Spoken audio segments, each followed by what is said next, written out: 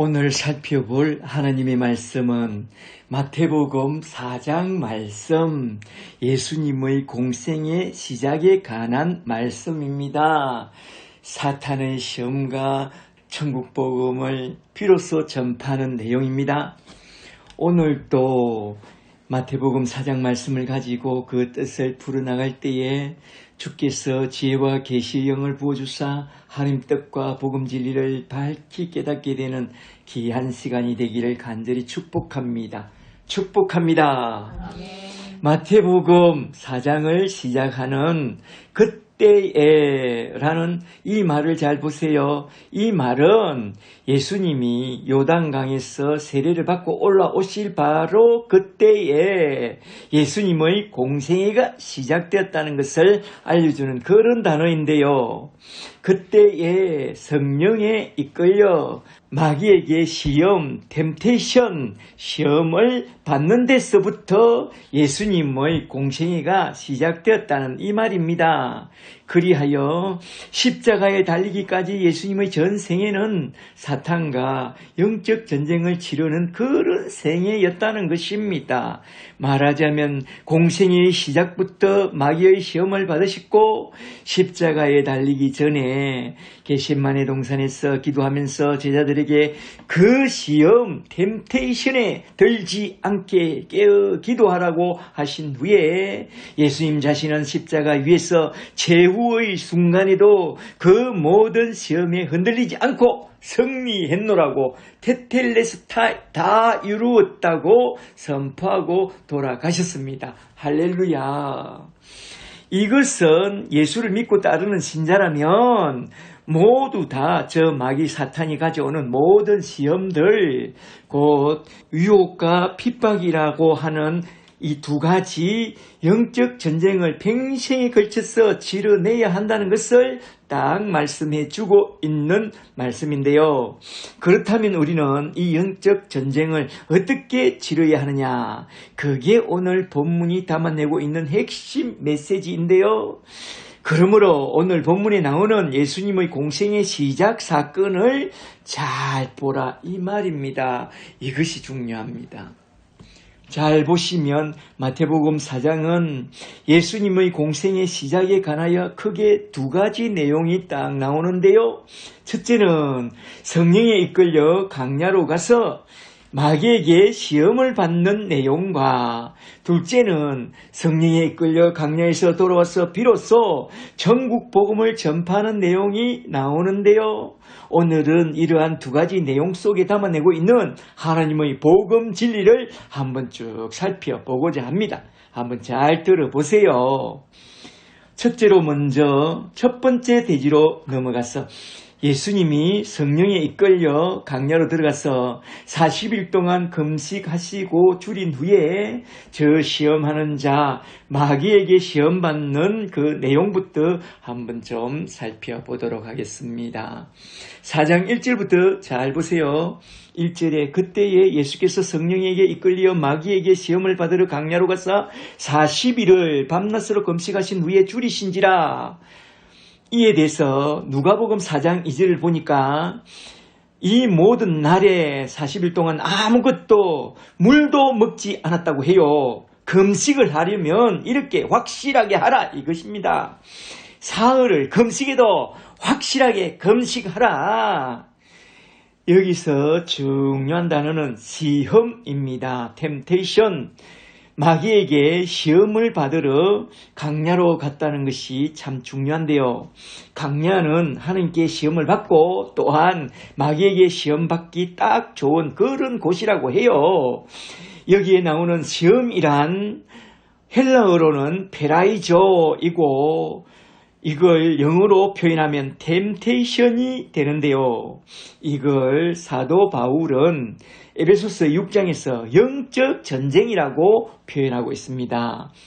에베소서 6장 12절에 우리의 시험은 우리의 싸움은 혈과 육에 대한 것이 아니요 통치자들과 권세들과 이 세상 어둠의 주관자들과 하늘에 있는 악의 영들을 상대함이라. 그러므로 너희는 하나님의 전신갑주를 취하라. 이는 악한 날에 너희가 능히 대적하고 모든 일을 행한 후에 하나님 앞에 서기 위함이라 라고 말씀하고 있습니다. 전쟁에서 적을 알고 나를 알면 백전백승한다는 그런 말이 있는데요. 많은 신자들은 자기 적이 누군지도 모르고 자기 자신도 모르고 살기 때문에 종종 큰 낭패를 당하게 됩니다.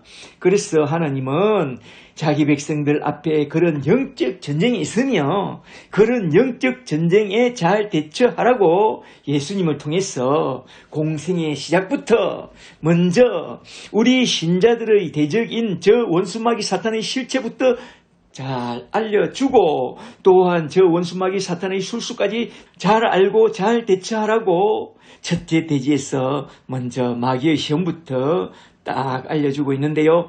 오늘 본문 말씀을 통해서 우리는 먼저 우리의 대적 마귀가 있다는 것부터 잘 알고 또한 우리 대적 원수 마귀의 술체까지 잘 알고 있어야 한다 이 말입니다. 그렇다면 먼저 우리 대적 원수 마귀 사탄의 실체부터 한번 좀 알아보도록 할까요? 마귀, 그는 누구냐? 잠시 이사야서 14장 12절을 좀 보세요. 이사야서 14장 12절에 너 아침의 아들 계명성이여 어찌 그리 하늘에서 떨어졌으며 너 열국을 없는 자여 어찌 그리 땅에 찍혔는고 너가 내 마음에 이르기를 내가 하늘에 올라 하나님의 뭇별 위에 내 자리를 높이리라. 내가 북극 지폐의 산 위에 자정하리라. 가장 높은 구름에 올라 지극히 높은 자와 비기리라 하는도다. 그러나 이제 너가 서울 곧 구덩이 맨 밑에 떨어짐을 당하리라. 이게 무슨 말씀이냐? 이것은 바벨론 제국을 배후에서 조종하는 실체가 바로 사탄이라는 그런 말씀인데요. 여기에 나오는 사탄은 강맹의 천사로 나타나서 열국을 뒤엎는 파괴자라는 것입니다. 온 천하를 뒤엎는 자, 그는 천상에서 하나님 일을 뒤엎는 반역을 도모하다가 천상에서 쫓겨나서 공중 권세 잡은 자가 되었는데요. 그는 지상으로 내려와서 하나님의 행상을 가진 하나님의 최대의 걸작품인 인간을 자기 편으로 끌어들여 열국을 뒤엎고 언젠가 때가 되면 다시 하늘로 치고 올라가서 지극히 높으신 하나님과 비기려고 하나님께 도전하겠지만 그의 결국은 음부 구덩이 맨 밑에 떨어지다가 때가 차면 지옥 불못에 던져져서 세세토록 지옥 행벌의 고통을 받게 될 것이다 이 말입니다. 잠시 계시록 12장 7절을 좀 더 보세요. 계시록 12장 7절에 하늘에 전쟁이 있으니 미가엘과 그 사자들이 용과 더불어 싸울세 용과 그의 사자들도 싸우나 이기지 못하여 다시 밑줄짝 다시 하늘에서 그들이 있을 곳을 얻지 못한지라. 큰 용이 내쫓기니 옛 뱀 곧 마귀라고도 하고 사탄이라고도 하며 온 천하를 깨는 자라. 그가 땅으로 내어 쫓기니 그의 사자들도 그와 함께 내어 쫓기니라. 12절에 그때에 마귀가 자기의 때가 얼마 남지 않은 줄을 알고 크게 분내어 땅으로 내려갔다고 말씀합니다. 말세에 하늘로 치고 올라가서 하나님께 도전하다가 다시 하늘에서 쫓겨나서 말세에 자기 때가 얼마 남지 않은 줄 알고 크게 분내어 땅으로 내려갔다 이 말입니다. 그리고 계시록 20장 8절 말씀을 좀 더 보세요. 계시록 20장 8절에 사탄이 땅의 사방 백성 곧 곡과 마곡을 미혹하고 모아 싸움을 붙이니 그 수가 바다의 모래 같으니라. 그들이 지면에 널려 퍼져 있는 성도들의 짐과 사랑하시는 성을 두르매 하늘에서 불을 내려서 그들을 다 태워버리고 또 그들을 미혹하는 마귀를 잡아 불과 유황으로 타는 지옥 불못에 집어 던지니 거기에는 그 짐승과 거짓 선지자도 있어 세세토록 밤낮 괴로움을 받으리라. 아멘. 이렇게 해서 저 원수 마귀 사탄은 지옥에 떨어져서 세세토록 지옥 불못 심판을 받게 된다 이 말입니다. 그렇다면 원수 마귀 사탄이 땅에 떨어져서 무슨 짓을 도모하고 있느냐? 영혼을 도적질한대요. 요한복음 10장 10절에서 예수님이 하시는 말씀을 잘 들어보세요. 요한복음 10장 10절에 도둑이 오는 것은 도둑질하고 죽이고 멸망시키려는 것뿐이요 마귀의 짓이죠. 내가 온 것은 양으로 생명을 얻게 하고 더 풍성히 얻게 하려는 것이니라. 아멘. 저 원수 마귀 사탄은 우리 영혼을 도적질하는 자라고 말합니다. 그리고 요한복음 8장 44절에서 저 마귀 사탄은 거짓의 아비로서 영혼을 속이고 도둑질하고 죽이고 멸망시키려고 내려왔다고 해요. 하나님을 따르는 자들이 저 원수 마귀 사탄에게 속아서 많이 넘어갔다고 성경은 말씀하고 있는데요. 먼저 창세기 3장 1절을 좀 보시면 아담과 하와가 저 원수 마귀 사탄의 미혹에 넘어가서 하나님을 배반하고 하나님을 떠났다고 말합니다. 사탄은 하나님의 말씀에 굳게 서 있지 못한 하와에게 옛 뱀으로 위장하고 다가와서 하나님 말씀을 심각하게 왜곡시켜서 유혹합니다.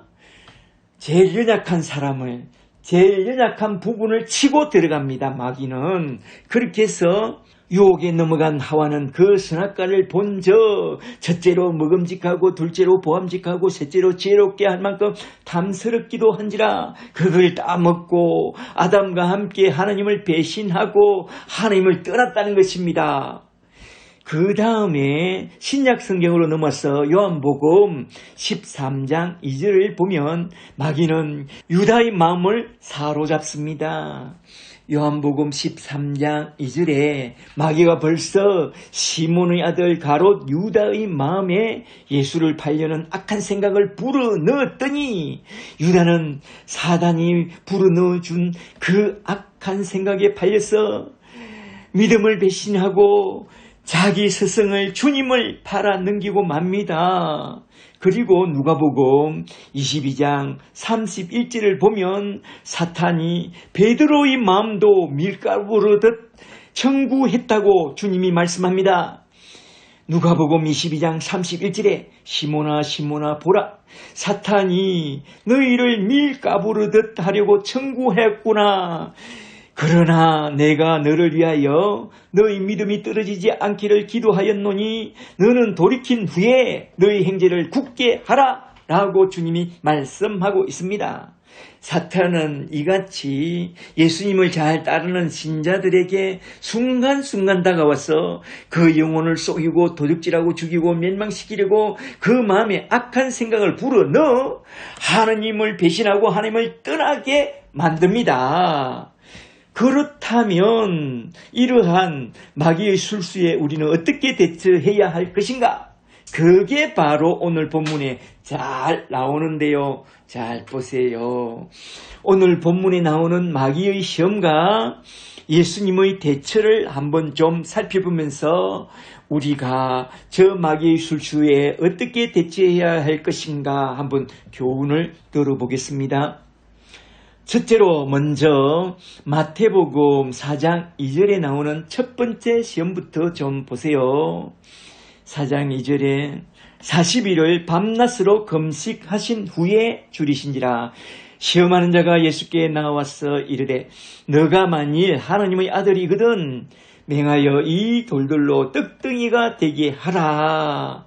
이렇게 첫 시험은 너가 하나님의 아들이거든 하나님의 아들답게 실력을 발휘해서 이 돌들을 떡덩이로 만들어서 금식 후에 줄인 당신의 배부터 채워야 하지 않겠느냐고 친절하게 말하지만 이거는 정말로 큰 시험입니다. 와일드 스미스의 감각기능 상실 현상에 대한 연구 논문을 보면 금식할 때 어느 일정 기간이 지나면 우리 뇌는 식욕에 대하여 감각기능이 상실하게 되는데 금식 5일차가 되면 배고픔을 잊게 되어 금식 40일째까지 배고픔에 대한 감각 기능이 거의 상실된답니다. 그러다가 40일이 넘었으면 갑자기 주림을 느끼기 시작하면서 아사 상태로 진입하게 되는데요. 문제는 금식 40일째가 되면 갑자기 배고픔을 느끼면서 뭔가 뭐든지 먹으면 다 소화될 것 같은 그런 생각이 마구 찾아온다는 것입니다. 만일 이때 금식에 대한 식이요법을 무시하고 음식을 마구 퍼먹게 되면 위하수가 걸려서 그대로 죽게 된다고 말해요. 이런 원리를 이용해서 사탄은 하나님 아들을 죽이려고 돌을 떡으로 만들어 먹으라고 그렇게 시험한 것입니다. 많은 장기 건식자들이 바로 이 시험에 넘어가서 배가 망신하는데요. 우리 주님은 어떻게 대처했나요? 신명기 8장 3절 말씀을 갖고 와서 이런 지하에 이러한 사탄의 시험을 딱 물리쳤습니다. 4절에 기록되었으되 사람이 떡으로만 살 것이 아니요 하나님의 입으로 나오는 모든 말씀으로 살 것이니라. 아멘. 이렇게 사탄의 1차 시험은 육신의 피로와 우리의 근본적인 피로를 충동질해서 시험한다는 것입니다. 그런 피로가 너무나 중요한 것처럼 보이지만 그건 사탄의 유혹, 시험이라는 것을 우리는 잘 알아야 합니다. 먹고 살 돈과 대학 가는 거, 직장을 얻는 거, 결혼과 집과 차, 자녀 교육, 육신의 필요들은 참 중요해 보이나 다 시험거리들로 우리한테 찾아온다는 것입니다. 속지 마세요. 그런 시험들은 살았고 운동력 있는 하나님의 말씀으로 다 물리쳐야 하는데요. 여기서 예수님은 왜 신명기 8장 말씀을 들고 나왔을까요? 잠시 신명기 8장 2절 말씀을 좀 보세요. 신명기 8장 2절에 너희 하나님 여호와께서 이 40년 동안 너에게 강야의 길을 걷게 하신 것을 기억하라. 이는 너를 낮추시며 너를 시험하사 밑줄 자, 너를 시험하사 너를 줄이게 하시며 또 너도 알지 못하며 너희 조상들도 알지 못하던 만나를 너에게 먹이신 것은 사람이 떡으로만 사는 것이 아니요 여호와의 입에서 나오는 모든 말씀으로 하늘의 신령한 떡으로 사는 줄을 너희가 알게 하려 하심이라. 이 40년 동안에 너희 의복이 헤어지지 아니하였고 내 발이 부르트지 아니하였느니라. 아멘.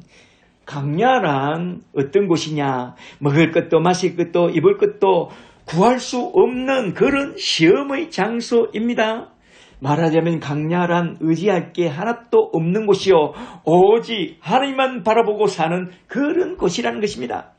성령이 그런 곳으로 인도했다면 너희는 기억하라.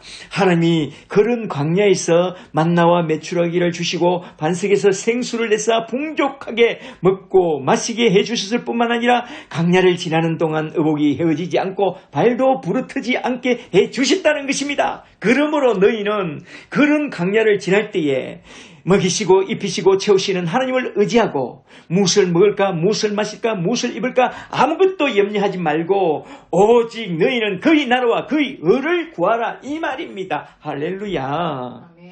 그런데 사람들은 뭐라고 말하느냐? 먼저 먹고 살 것이 있어야 신앙이고 나발이고 있지 않느냐고 그렇게 말합니다. 출애굽 백성들도 그렇게 말하면서 먹고 사는 문제로 늘 원망과 불평을 토해냈습니다. 그렇다면 먹고 사는 문제만 해결되면 그것으로 만족하고 하나님 일을 생각하느냐? 그렇지 않습니다. 사탄에게 속아서 먹고 사는 것부터 해결하고 나면 이젠 육신의 정욕을 이어서 안목의 정욕이 찾아옵니다. 이제 좀 먹고 살만하니 현대인답게 여가도 좀 즐기면서 여유있게 신앙생활을 하자고 말합니다. 그리고 사탄은 고비를 늦추지 않고 먹고 살만하면 이생의 자랑과 근력도 한번 잡아봐야 하지 않느냐고 유혹하면서 우리를 끝까지 놓아주지 않습니다. 속지 마세요. 예수님처럼 차라리 40일을 금식할지라도 사람이 떡으로만 살 것이 아니라 하나님의 말씀을 따라 먼저 그의 나라와 그의 의를 구해야 한다고 선포하고 먹고 사는 문제부터 초월하라 이 말입니다. 바울의 말씀처럼 먹을 것과 입을 것만 조금 있으면 족한 줄로 알고 오직 복음을 위해 살아가야 한다 이 말입니다. 할렐루야. 말하자면 먼저 육신의 정욕, 안목의 정욕, 이생의 정욕 등 끝없는 정욕의 고리를 끊어내고 깨끗한 마음으로 하나님의 부르심을 따라 예수의 증인으로 그 나라와 그 일을 구하고 살아야 한다 이 말입니다. 내 이름을 위하여, 하나님 나라를 위하여 집이나 형제나 자매나 부모나 자식이나 전토마저 다 버리고 주님을 바라보고 주님을 따라가야 한다 이 말이죠. 그것이 부르심을 받은 사명자의 길입니다. 사명에 살고 사명에 죽자. 할렐루야. 그리고 둘째로 마태복음 4장 5절에 나오는 두 번째 시험을 좀 더 볼까요? 돌로 떡을 만들어 먹으라는 돌떡 시험에서 예수님이 하나님의 말씀을 딱 들고 나오니까 마귀도 따라서 하나님 말씀을 딱 들고 나와서 주님을 시험합니다. 따라장이. 5절에 이에 마귀가 예수를 거룩한 성으로 데려다가 성전 꼭대기에 세우고 이르되 너가 만일 하나님의 아들이거든 뛰어내리라 기록되었으되 그가 너를 위하여 그의 천사들을 맹하시리니 그들이 손으로 너를 받들어 발이 돌에 부딪히지 않게 하리로다 하였느니라 하면서 그 유명한 시편 91편 11절 말씀을 딱 들고 나옵니다. 마귀의 1차 시험이 먹고 사는 육신의 문제와 경제의 문제였다면 마귀의 2차 시험은 안목의 정욕과 종교의 문제를 딱 들고 나오는데요.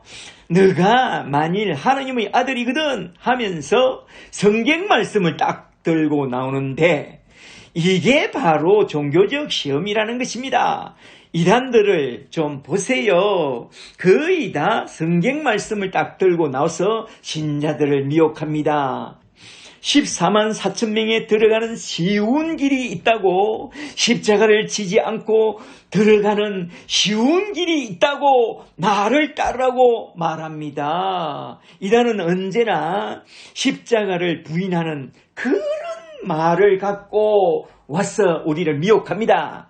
오늘날 성령 운동을 하는 성령파 사람들을 보면 세컨드 블레싱을 주장하면서 아주 쉬운 길을 딱 제시합니다. 성령 하나님이 하시는 일은 쉬운 길이 아닙니다. 성부의 구속 작전과 성자의 구속 성취를 복음을 듣고 있는 자들에게 각각 적용하여 성령으로 거듭나게 하여 거듭난 새 삶을 살게 하는 데 이끌어갑니다.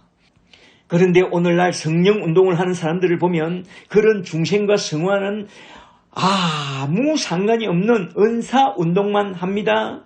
방언사역, 예언사역, 치유사역, 축사사역 그런 신비주의 은사 운동이 전부입니다.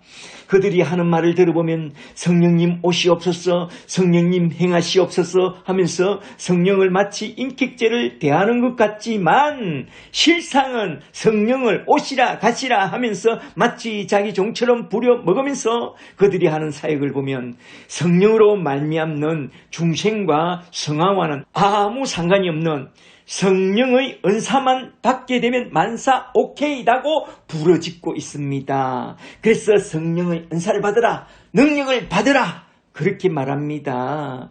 그들이 하는 말을 잘 들어보세요. 여러분은 지금까지 무모한 노력을 해왔습니다.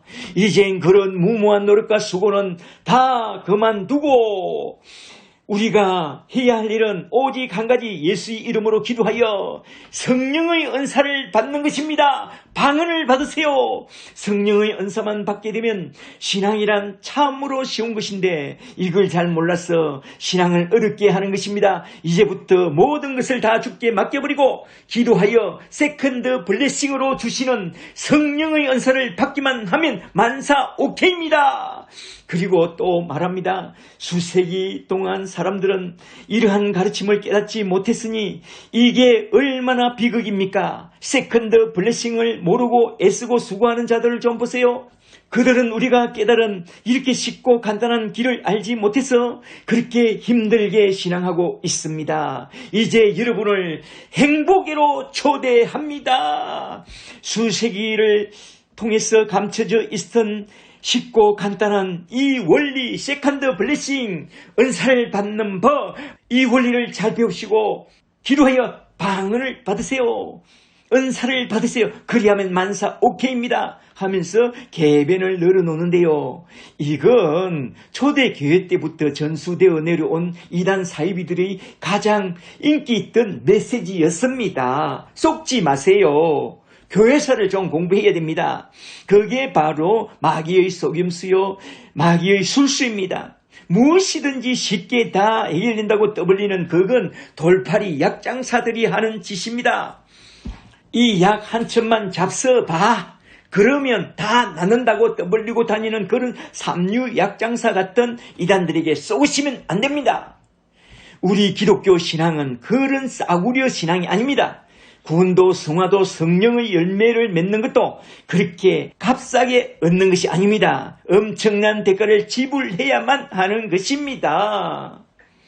성경을 잘 보세요. 십자가의 고난을 통과하지 않고 얻는 것이 어디 있는지, 기도하여 세컨드 블리싱으로 주시는 성령의 은사를 받게 되면 만사가 오케이다 라고 하는 그런 것은 성경 어디에도 없습니다. 우리는 그런 마귀의 술수와 마귀의 시험을 단호하게 물리치고 예수 십자가를 단단히 붙잡고 날마다 자기를 부인하고 자기 십자가를 지고 중생과 성화의 좁은 문과 좁은 길을 걸어가는 그런 예수의 제자들이 다 되시기를 주의 이름으로 간절히 축복합니다. 아멘. 할렐루야. 이제 셋째로 마태복음 4장 8절에 나오는 마귀의 세 번째 시험과 그 유혹을 좀 살펴보겠는데요.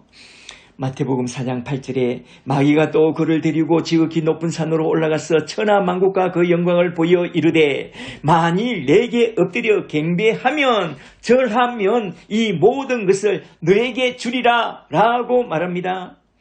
마귀의 1차 시험, 템테이션은 육신의 정욕과 경제의 문제였다면 2차 시험은 안목의 정욕과 종교의 문제였고 3차 시험은 종국적으로 이생의 자랑과 권력의 문제를 딱 들고 나오는데요. 우리 인생의 최고봉은 가장 높고 가장 강력한 권력을 갖게 되는 저 고지론이라고 다들 그렇게 말씀합니다. 니체가 그렇게 말하고 있잖아요. 그건 마귀에게 쏘은 거죠. 주님은 그 반대로 우리 인생의 최고봉은 예수를 믿고 성령을 받고 천국 복음을 위하여 모든 것을 다 버리고 오직 천성만 바라보고 자기를 부인하고 십자가를 지고 주님을 따라가는 그게 가장 행복한 최고봉의 삶이라고 말씀했습니다. 그러나 저 원수마귀 사탄은 높은 데 올라가서 천하만국을 한 손에 쥐고 흔드는 권력을 가지는 그게 가장 큰 영광인 것처럼 속이면서 예수님에게 나와서 말합니다. 만일 내게 엎드려 절하면 천하만국과 그 모든 영광을 너에게 주리라. 이러한 사탄의 속임수는 어렵고 고통스러운 고난의 십자가를 지지 않고도 얼마든지 쉽게 하나님의 뜻을 이룰 수 있다고 속이는 그런 아주 사악한 시험입니다. 이러한 마귀의 술수를 한눈에 정확히 간파한 주님은 이런 지하에 기록된 하나님의 말씀 신명기 6장 13절 말씀으로서 그 시험을 단호하게 물리칩니다. 마태복음 4장 10절을 잘 보세요. 10절에 이에 예수께서 말씀하시되 사탄아 물러가라. 기록되었으되 주 너희 하나님께 경배하고 다만 그를 섬기라 하였느니라.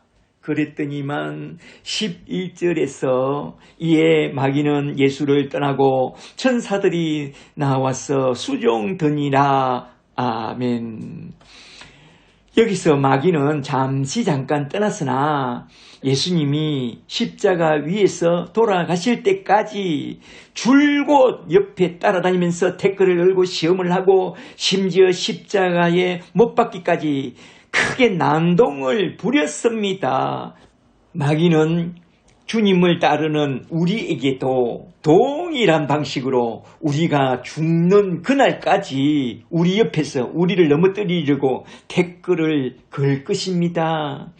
먼저 육신의 정욕과 경제의 문제로 시작하여 안목의 정욕과 종교의 문제로 또한 이생의 자랑과 권력의 문제로 온갖 시험으로 우리를 유혹하고 시험할 것입니다. 특히 자기를 부인하고 십자가를 지고 좁은 문 좁은 길로 따라오라고 하신 주님의 교훈을 정면으로 도전하여 십자가의 고난이 없는 쉬운 길과 넓은 길을 제시하며 다가올 것입니다. 속지 마세요.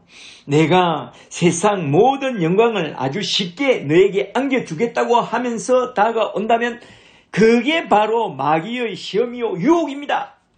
그렇게 사탄이 부추기는 성공주의와 번영신학에 넘어간 사람들을 보면 대개 처음에는 뭔가 되는 것처럼 보입니다. 주식도 대박이 납니다. 복권도 당첨됩니다. 그러나 그들의 말로는 뉴스를 보세요. 비참하게 다들 끝납니다.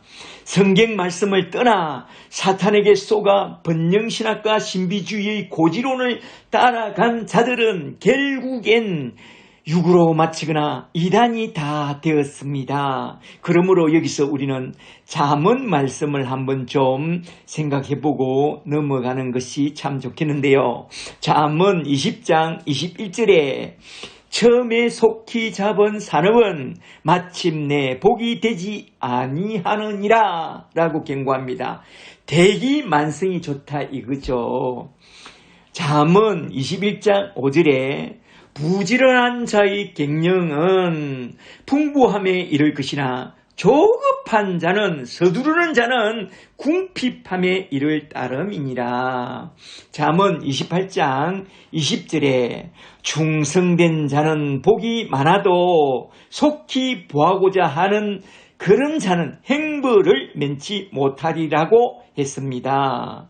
우리나라 속담에 대기만성이 있듯이 성경에도 대기만성을 아주 많이 강조하고 있는데요. 노아와 아브라함, 모세와 다윗과 바울까지 그들은 모두 다 오랜 세월 동안 말씀 안에서 연단받고 하나님이 작정하신 때가 찼을 때 하나님이 불러주실 때 하나님의 방식으로 하나님의 일꾼으로 그렇게 쓰임받게 되었습니다. 이러한 성경 원리를 제쳐두고 사단이 주는 유혹에 넘어가서 쉽게 보하려고 나서는 자들은 급절하게 된다고 했습니다. 우리가 하나님의 사람으로 귀하고 중하게 쓰임받으려면 먼저 사탄의 유혹들을 하나님 말씀으로 단호하게 쳐내고 길이 참아 모든 시험을 다 이기고 마침내 크고 귀한 하나님의 일꾼으로 쓰임받고 돌아가는 그런 저와 여러분이 다 되시기를 주의 이름으로 간절히 축복합니다. 이렇게 해서 첫 번째 문단에서 우리 주님이 마귀의 시험을 물리치는 그 내용을 한번 쭉 살펴봤는데요. 여기서 우리는 저 원수 마귀 사탄을 물리치는 그 방법만 좀 더 정리하고 넘어가는 게 참 좋겠는데요. 오늘 본문 말씀을 잘 보시면 바울이 에베소서 6장에서 하신 말씀처럼 우리 주님은 첫째로 먼저 주 안에서 성령의 능력으로 무장하고 그러니까 세례받을 때 그죠? 성령의 능력으로 무장하고 둘째로 하나님의 전신갑주를 입고 기록되었으되 하는 말씀의 능력으로 대처하였고 셋째로 성령에 이끌려 40일간 금식기도의 능력으로 무장하여 사탄을 딱 물리친 것을 보게 됩니다. 이렇게 사탄을 물리치는 방법은 크게 세 가지로 딱 등장하는 것을 보게 되는데요. 첫째로 먼저는 성령의 이끌림을 받으라는 것입니다. 마태복음 4장 1절에 나오죠. 4장 1절에 그때에 예수께서 성령에 이끌리어 마귀에게 시험을 받으러 강야로 갔다고 말씀합니다. 저 원수 마귀 사탄과의 싸움은 우리의 힘으로나 능으로는 되지 않으니까 오직 여호와의 영으로 된다고 했으니까 성령을 의지해야 한다 이 말입니다. 그러므로 우리는 먼저 성령부터 받고 성령의 강력한 인도를 받고 전쟁터로 나가야 합니다. 교회 일을 할 때도, 가정 일을 할 때도, 캠퍼스 사역을 할 때도, 어디서 무엇을 할 때도 성령부터 받고 성령의 강력한 인도를 받고 나가야 한다 이 말입니다. 둘째로 말씀의 능력을 사용하라는 것입니다. 주님은 기록되었으되 하면서 말씀의 능력으로 사탄을 물리쳤습니다. 말하자면 성령의 검 곧 하나님의 말씀을 전신갑주로 입고 대적을 물리치라 이 말입니다. 그래서 주님은 마태복음 13장 52절에서 제자들에게 이렇게 말씀했죠. 천국의 제자된 자들은 새것과 옛것을 그 곳간에서 내오는 집 주인과 같아야 한다고 말입니다. 새것과 옛것, 구약과 신약 이 말씀을 예수님처럼 잘 활용할 수 있는 그런 말씀의 사람이 되어야 합니다. 둘째로 기도의 능력을 사용하라는 것입니다. 주님은 사탄아 물러가라 하면서 기도의 능력으로 사탄을 딱 물리쳤습니다. 주님은 마가복음 9장 29절에서 이렇게 말씀했습니다. 기도에는 다른 것으로 이런 유가 마귀가 나갈 수 없느니라. 그래서 사도 바울은 사도행전 16장 18절에서 예수의 이름으로 사탄을 물리쳤습니다. 사도행전 16장 18절에 그 귀신에게 이르되 예수 그리스도의 이름으로 내가 너에게 명하노니 그에게서 나오라니 점치는 귀신이 그에게서 즉시 나오니라. 아멘. 그러므로 우리도 주님과 사도의 본을 따라 기도하고 예수 그리스도의 이름으로 명령함으로써 사탄을 물리쳐야 한다 이 말입니다. 기도가 강하면 명령이 나옵니다. 육신의 정욕, 안목의 정욕, 이생의 자랑을 가져오는 사탄의 생각을 예수의 이름으로 물리쳐야 합니다. 불평과 원망과 짜증을 내도록 사탄이 불어넣는 그 악한 생각을 예수의 이름으로 물리치라. 또한 두려움과 낙심과 좌절과 절망을 생각하게 하는 사탄이 불어넣는 부정적인 생각도 예수의 이름으로 물리치라. 그리하여 나를 이기고 세상을 이기고 모든 시험을 다 이겨내시기를 주의 이름으로 축복합니다. 끝으로 한 가지 더 중요한 것이 있으니 그게 뭐냐? 천사가 돕고 있다는 사실을 알라는 것입니다. 마태복음 4장 11절을 잘 보세요. 11절에 이에 마귀는 예수를 떠나고 천사들이 나와서 수종드니라. 아멘. 시편 91편 11절에 그가 너를 위하여 그의 천사들을 명령하사 너희 모든 길에서 너를 지킨다고 했습니다. 또 히브리서 1장 14절에 모든 천사들은 부리는 영으로서 구원받을 후사들을 위하여 섬기라고 보내셨다고 했습니다. 그러므로 우리는 믿음의 길을 가는 동안 첫째는 성령을 강력하게 의지하고 둘째는 말씀의 능력을 의지하고 셋째는 예수 이름으로 기도하고 나아가되 끝으로 하나 더 주님이 보낸 천사들이 우리를 돕고 있다는 그 믿음을 갖고 나아간다면 우리는 그 모든 시험에서 유혹에서 늘 승리하리라. 저와 여러분은 이러한 세 가지 승리의 방법을 잘 알고 부르심의 사명을 따라 우리의 달려갈 길을 다 마칠 때까지 우리 대적을 능히 이기고 모든 일을 행한 후에 우리 하나님 앞에 당당히 서게 되는 그런 예수의 증인들이 다 되시기를 주 예수 그리스도의 이름으로 간절히 축복합니다. 네. 축복합니다. 이제 두 번째 대지로 넘어가서 마태복음 4장 12절부터 25절에 나오는 말씀, 성령에 이끌리어 갈릴리로 돌아오사 천국 복음을 비로소 전파하시는 예수님의 모습을 한번 좀 살펴보고 딱 마치고자 합니다. 마태복음 4장 12절부터 좀 보세요. 12절에 예수께서 세례 요한이 잡혔음을 들으시고 갈릴리로 물러가셨다가 나사렛을 떠나 고향을 떠나 스불론과 납달리 지경 해변에 있는 가브나움에 가서 사시니 이는 선지자 이사야를 통하여 하신 말씀을 이루려 하심이라. 일러스되 스불론 땅과 납달리 땅과 요단강 저편 해변길과 이방의 갈릴리여, 흑암에 앉은 백성이 큰 빛을 보았고 사망의 땅과 그늘에 앉은 자들에게 빛이 비치었도다. 17절에 이때부터 예수께서 비로소 전파하여 이르시되 회개하라 천국이 가까이 왔느니라 하시더라. 아멘. 이렇게 시작하고 있는 본문을 가만히 살펴보면 예수님의 공생의 행보는 첫째 문단에서 1차적으로 먼저 성령에 이끌려 강야로 와서 40일간 금식한 후에 사탄의 시험에서 승리하는 것입니다. 이것이 공생의 첫 행보입니다. 그리고 곧이어 두 번째 문단에서는 2차적으로 성령에 이끌려 고향으로 돌아오신 후에 비로소 천국 복음을 전파하신 내용을 딱 다루고 있는데요. 두 번째 문단을 가만히 살펴보면 예수님의 행보를 크게 세 가지 정도로 간추려서 쭉 기록하고 있는 것을 볼 수 있습니다.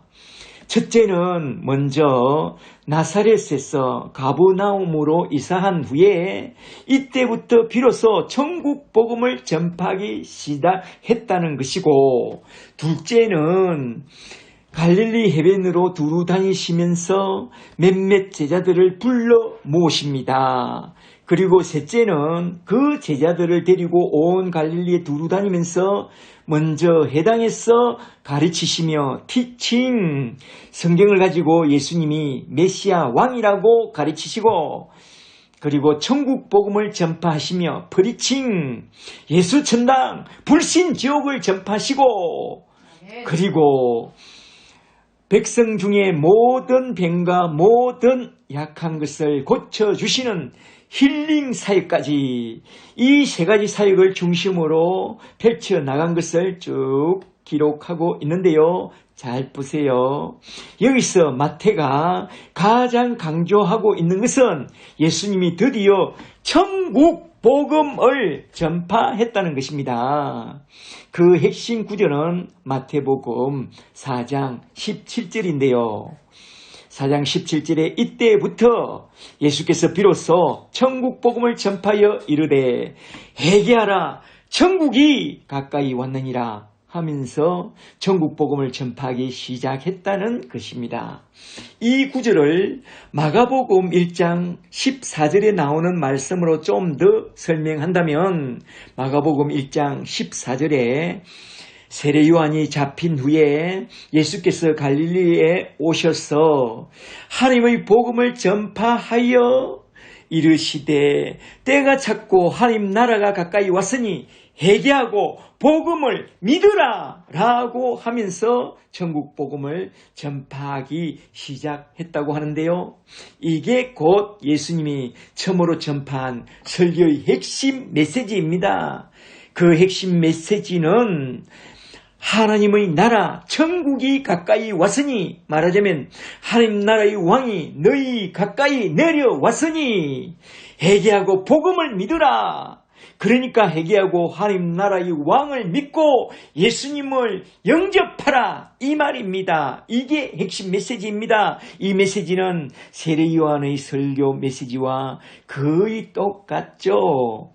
여기서 중요한 말씀은 첫째로 회개하라, 메타노이아라는 말씀과 둘째로 하나님의 나라 천국이라는 말씀과 셋째로 복음을 믿으라라는 이 세 가지 말씀이 참으로 중요한데요. 잘 들어보세요. 첫째로 메타노이아, 회개하라는 말은 메타, 돌이킨다는 단어와 노이아, 마음이라는 단어의 합성으로서 마음을 돌이키다라는 뜻을 가진 말로서 이는 회개 또는 회심이라고 번역할 수 있다고 했습니다. 기억나시죠? 회개, 메타노이아에 대해서는 저번 시간에 세례 요한의 설교를 다루면서 한번 살펴보았습니다. 회개란 누가복음 15장에서 회개하고 돌아온 탕자를 예를 들어서 쭉 설명했는데 기억나시죠? 스스로 돌이켜 자신이 죽게 된 것을 깊이 인식하고 탕자가 하늘 아버지께로 돌아와서 좀 살려달라고 아버지 집으로 돌아오는 그것이 곧 회개라고 했습니다. 메타노이아 기억나시죠? 둘째로 그렇게 돌아온 탕자를 받아준 하늘 아버지가 그의 종들에게 말하여 돌아온 그 아들에게 첫째로 제일 좋은 옷이라고 하는 복음의 옷을 입혀주고, 둘째로 손의 왕의 아들로 그 신분이 회복됐다고 성령으로 인친 성령의 반지를 끼워주고, 셋째로 발에는 복음으로 무장된 믿음의 신발까지 신겨주고, 완전한 하나님의 아들로 받아주셨다고 주신 이 세 가지 선물이 곧 믿음의 선물이라고 했습니다. 복음의 옷, 성령의 반지, 믿음의 신발, 이것이 바로 하느님이 그의 종들을 통해서 하늘에서 내려주신 믿음의 선물이라고 했습니다. 여기서 회개란 탕자가 그 마음을 돌이켜 하늘 아버지의 집까지 돌아오는 것을 회개라 하고, 메타노이아, 잘못했습니다 주여 하는 소리치고 통곡하는 그게 회개가 아니라 그냥 단순히 돌아오는 것, 메타노이아. 원어를, 그래서 루터와 칼빈은 원어로 돌아가야 된다고 말하고 있잖아요. 그리고 하늘 아버지가 돌아온 탕자를 다시 하나님의 아들로 받아들인다는 뜻으로 그의 종들을 통해서 세 가지, 곧 복음의 옷과 성령의 반지와 믿음의 신발까지 세 가지의 큰 선물을 안겨주는 그것을 영적 교리 또는 믿음의 교리, 신앙 교리라고 했는데요. 잘 기억해 보세요. 여기서 회개 교리와 믿음 교리는 신학적으로 조금 다르다고 했는데요. 잘 기억해 두세요. 잘 아시겠죠? 회개는 돌아오는 까지, 믿음은 하늘 아버지가 불어 넣어주는 선물입니다. 셋째로 중요한 말은 세 번째 단어인 하느님의 나라, 천국인데요. 이걸 중심으로 한번 좀 깊이 살펴보고 딱 마치고자 하는데요. 하느님 나라, 천국은 동일한 말로 정말로 사복음서의 중요한 주제입니다. 이 단어가 사복음서에 81번, 81회나 사용됐습니다. 하느님의 나라, 천국 이야기는 공세기 시작부터 선포하여 부활한 후 40일 동안 줄곧 하느님 나라 천국 이야기만 하다가 성천했다고 사도행전 1장 3절에서 그렇게 강조하고 있습니다. 하느님 나라 천국 이야기, 하느님 나라 천국이 가까이 왔으니 회개하고 돌이켜 천국 복음을 믿으라, 예수를 믿으라, 이 말입니다. 마태가 전하고 싶었던 복음은 왕의 복음, 천국의 왕으로 오신 예수 그리스도의 복음입니다. 그러므로 회개하고 돌이켜 천국 복음의 왕으로 오신 예수 그리스도를 믿고 영접하라, 이 말입니다. 그러나 마귀와 사탄은 하나님도 예수님도 필요 없다고 속삭입니다. 마귀에게 속은 자들은 하나님도 예수님도 없이 거저 사탄이 던져주는 육신의 정욕과 안목의 정욕과 이생의 자랑을 쫓아서 저 높은 거지를 향하여 달려갑니다. 심지어 교회에서 목사님도 하나님과 예수님을 이용해서 사탄이 던져주는 저 육신의 정욕과 안목의 정욕과 이생의 자랑을 쫓아서 저 높은 고지를 향하여 고지론을 외치며 성공주의를 외치며 번영신앙을 외치며 달려 올라가고 있습니다. 거기에 행복이 있는 줄 알고 그걸 향하여 달려갑니다. 그러다가 나중에 죽고 나면 아유 저 지옥 행벌에 떨어지게 될 때에 그때서야 후에 막급하겠죠. 하나님 나라 천국은 있습니다. 지옥도 있습니다. 천국에 들어가는 길도 있습니다. 아시겠어요? 그러나 마귀는 세상 권세를 잡은 악한 영으로서 세상 사람들의 마음을 꽉 붙잡고 그 속에 하나님 나라 천국을 아는 사상과 하나님을 찾는 마음을 다 몰아내고 자기만 따르게 합니다. 그래서 세상은 하느님이 있다는 것과 하느님의 나라 천국과 천국에 들어가는 길이요 진리요 생명이신 예수님을 알지 못해요. 그래서 하나님과 천국을 무시하고 삽니다. 마귀에게 속은 거죠. 에덴 동산 교회를 떠난 타락한 모든 아담의 군상들은 마귀에게 속아서 오늘도 하나님의 천국이 아니라 마귀의 지옥 세상에서 살아가는 것입니다. 그래서 눈만 뜨면 죽겠다고 그러고 미운 다툼, 시기, 질투 속에서 다른 이들을 짓밟고 자기 행복을 위하여 고지를 향하여 달려 올라갑니다. 목사들도 그래요. 남의 교인을 뺏어옵니다. 꼭 마귀 같아요, 목사가. 이런 세상이 곧 저 악한 공중권세 잡은 자가 다스리는 세상이요. 이곳엔 하루도 편할 날이 없습니다. 내가 부목사로 있어봤는데 하루도 교회에서 편안할 날이 없어요. 고지론 때문에, 성공주의 때문에. 남의 이야기 같습니까? 제 이야기입니다. 그래서 개척했죠. 이런 세상이 곧 저 악한 공중것에 잡은 자가 다시는 세상이요. 이곳에는 하루도 편할 날이 없습니다.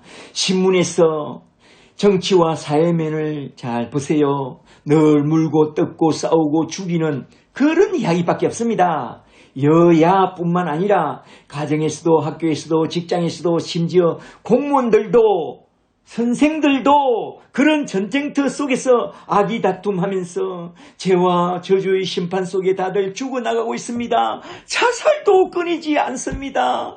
요즘 신문을 보세요.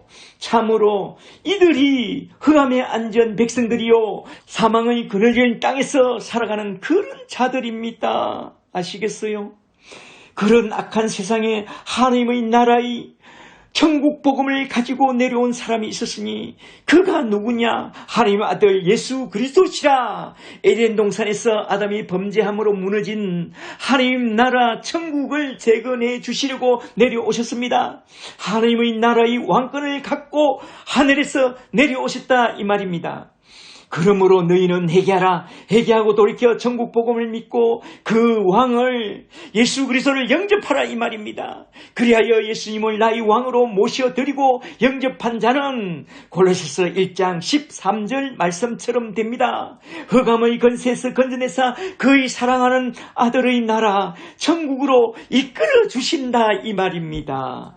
말하자면 우리가 회개하고 돌이켜 하느님 아버지의 집에 돌아와서 그의 사랑하는 아들 예수 그리스도를 나의 왕으로 영접하는 순간 우리는 하나님의 백성이 되고 하나님의 자녀가 되는 권세를 얻게 됩니다. 그리하여 예수님을 나의 왕으로 영접한 자들은 이제 천국이 가까이 있는 것이 아니라 천국이 내 속에 내 안에 들어오게 됩니다. 예수님을 믿고 예수님의 성령을 받아들이게 된 순간 우리는 하나님의 자녀가 되어버렸고 천국 백성이 되어버렸고 천국이 우리 속에 들어와 버린 것입니다. 천국이 여기 있다 저기 있다 그런 게 아니라 예수님을 나의 왕으로 영접할 때 천국이 우리 속에 들어오고 또한 그 나라의 왕이 우리 속에 들어오신 것입니다. 할렐루야. 우리는 그런 사람입니다. 왕을 모시고 사는 천국의 백성.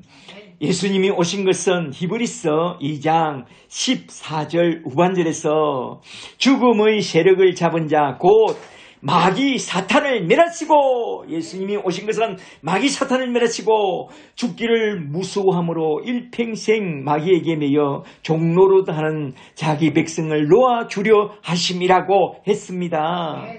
그리하여 예수님이 십자가에 못 박혀 죽으실 때에 저 원수 마귀 사탄의 목터미를 붙잡고 무덤에 끌고 내려가서 무덤 속에 확 파묻어 버리고 우리 주님 홀로 부활했습니다. 그렇게 해서 예수님의 손에 멸망당한 저 마귀 사탄과 그 졸개들은 이젠 아무 힘이 없습니다. 그냥 뱅신 떨거지들입니다. 예수님의 손에 붙잡혀 저 무덤 속에 꼬라박힌 뱅신 떨거지들입니다. 철로 역정을 보면 우는 사자같이 부르짖으며 할 수만 있다면 택한 자들을 넘어뜨리려고 하지만 그 말이 단단히 묵혀 있다는 것입니다. 그러므로 마귀와 그 일당들은 아무런 능력이 없습니다. 그들에게 있는 능력이라고는 이젠 속이는 능력과 미혹하는 능력밖에 없습니다. 성경은 그렇게 말씀합니다. 첫째로 불신자들에겐 너 교회 가면 죽는다고 무섭게 위협하는 그런 능력밖에 없고, 둘째로 신자들에겐 그 관계로 하와를 미혹한 것 같이 그리스도를 향하는 진실한 마음에서 떠나 타락하도록 부추기고 미혹하는 그런 능력밖에 없습니다. 그러나 예수님의 복음 말씀을 받고 성령의 빛을 받고 성령을 의지해서 힘있게 나아간다면 그들은 좀비처럼 정신없이 어둠 속으로 숨어버리는 그런 능력밖에 없습니다. 그게 사탄의 능력입니다. 하나님 말씀에 순종하고 마귀를 대적하라. 그리하면 그들이 너희를 피하리라. 그들의 능력은 피하는 능력밖에 없습니다. 아시겠어요? 그러므로 우리는 에베소서 6장 10절에서 말씀하신 말씀처럼 첫째로 주 안에서 성령의 능력으로 강력하게 무장하고, 둘째로 하나님의 전신갑주로 성령의 검인 말씀으로 무장하고, 셋째로 성령 안에서 기도의 능력으로 무장하고 복음 들고 나아가면 됩니다. 예수님처럼 회개하라 천국이 가까이 왔으니 돌이켜 천국의 왕을 영접하라고 천국 복음을 전파하며 나아가면 됩니다. 그리하면 그 다음엔 우리 하나님이 다 알아서 하실 것입니다. 할렐루야. 우리가 나아가는 길에 하나님이 우리와 함께 해 주실 것입니다. 말하자면 여호와 일에 준비하시는 하나님이 우리 가는 길을 준비해 주시고, 여호와 라파 치유의 하나님이 우리의 모든 문제, 영혼과 육신의 문제까지 다 치유해 주시고, 여호와 니시 승리의 하나님이 우리 가는 길에 승리를 안겨주시고, 여호와 살롬 평강의 하나님이 그 모든 환난과 풍파 속에서도 평강의 옷을 덧입혀 주시고, 여호와 삼마 임마누엘 하나님이 우리와 함께하사 어디서 뭘 하든지 어디를 가든지 영혼이 잘 되고 범사가 잘 되고 늘 강건하게 붙들어 주실 것입니다. 이는 하나님의 영, 예수의 영, 성령님이 우리 속에 들어오사 우리를 지키시고 보호하시고 영원한 길로 인도할 것이기 때문에 그런 것입니다. 할렐루야. 그러므로 아무것도 염려하지 말고 우리 대적 원수 마귀 사탄을 능히 대적하고 모든 일을 행한 후에 우리 하나님 앞에 온전히 서기까지 위에서 부르신 부르심의 사명을 따라 믿음의 선한 싸움을 잘 싸우고 나의 달려갈 길을 잘 마치고 우리 주님 품에 안길 그때까지 하나님의 나라를 구하고 하나님 나라 천국 복음을 전파하며 살아가는 그런 예수의 사람, 예수의 정인들이 다 되시기를 주 예수 그리스도 이름으로 간절히 축복합니다. 아멘. 축복합니다. 아멘. 할렐루야.